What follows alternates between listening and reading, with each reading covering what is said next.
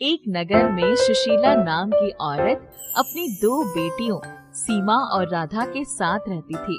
सुशीला का पति दूर किसी शहर में नौकरी के लिए गया तो वापस ही नहीं आया। शुरू में तो वो घर खर्च के पैसे भेज देता था, लेकिन धीरे धीरे उसने वो भी बंद कर दिया। सुशीला ने उसे बहुत खत लिखे, लेकिन उसने किसी खत का कोई जवाब नहीं भेजा, ना ही वो स्वयं वापस आया। सुशीला के लिए बहुत मुश्किल आ खड़ी हुई। हे भगवान, अब मैं क्या करूं? मेरे पति का कुछ अता पता नहीं है। दो बेटियों को कैसे संभालूंगी? माँ, तुम रो मत, हम तुम्हारे साथ है ना। हम तुम्हारा पूरा ध्यान रखेंगे, तुम्हें कभी अकेला नहीं छोड़ेंगे। हाँ माँ, हम तुम्हारा ध्यान रखने के लिए हैं। तो तुम क्यों घबरा रही हो? देखना, पिताजी एक दिन अवश्य वापस आएंगे। मेरी बच्चियों, मुझे तुम लोगों के जीवन की चिंता खाए जा रही है।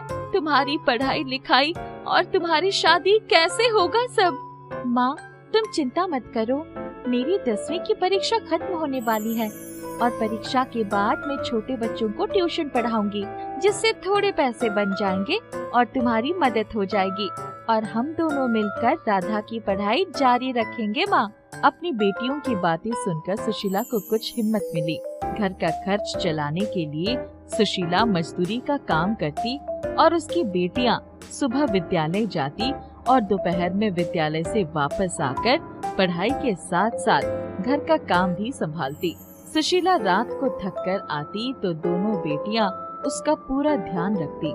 वो उसके लिए खाना पकाकर रखती और उसे घर का कोई काम न करने देती। सीमा की 10वीं की परीक्षा खत्म हो गई थी और अब सीमा भी कुछ बच्चों को ट्यूशन पढ़ाने लगी थी और उसे ट्यूशन के जो भी पैसे मिलते वो उन्हें अपनी माँ को ले जाकर दे देती। सीमा के पैसे कमाने से सुशीला का बोझ कुछ हल्का हो गया था। सीमा ने 10वीं में सर्वोच्च अंक प्राप्त किए, जिसकी वजह से उसे विद्यालय से स्कॉलरशिप मिली और उसकी आगे की पढ़ाई का खर्चा विद्यालय से ही मिल जाता है।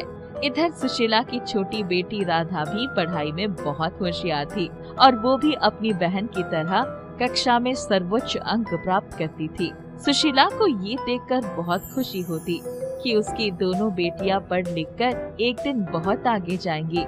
एक दिन अचानक एक बीमारी फैल जाती है, जिसकी वजह से सब कुछ बंद हो जाता है।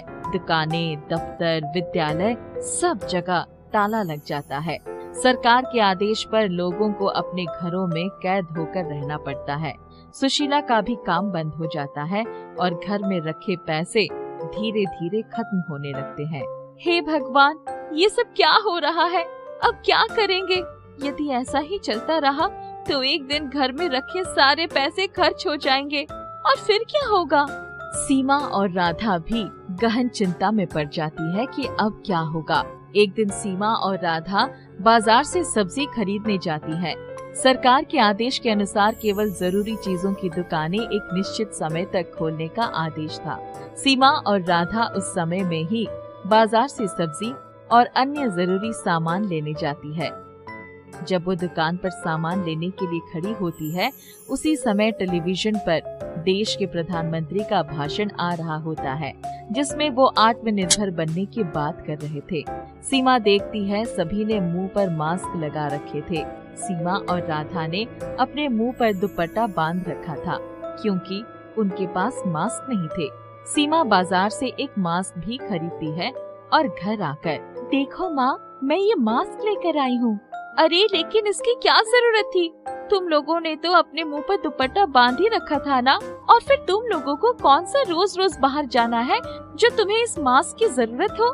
नहीं माँ, मैं ये मास्क अपने लिए नहीं लाई, बल्कि मास्क बनाना सीखने के लिए लाई हूँ। क्या मतलब? माँ, आज जब हम दुकान पर सामान लेने खड़ी थी, तभी मैंने वहाँ टेलीविजन पर अपने देश के प्रधानमंत्री का भाषण सुना, जो देश को आत्मनिर्भर बनाने की प्रेरणा दे रहे थे। तो मेरे दिमाग में एक विचार आया कि क्यों ना इस बीमारी के समय हम इस तरह के मास्क बनाकर बेचना शुरू करें।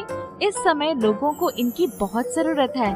लोगों की जरूरत पूरी हो जाएगी और हमें घर का खर्चा चलाने के लिए कुछ पैसे मिल जाएंगे।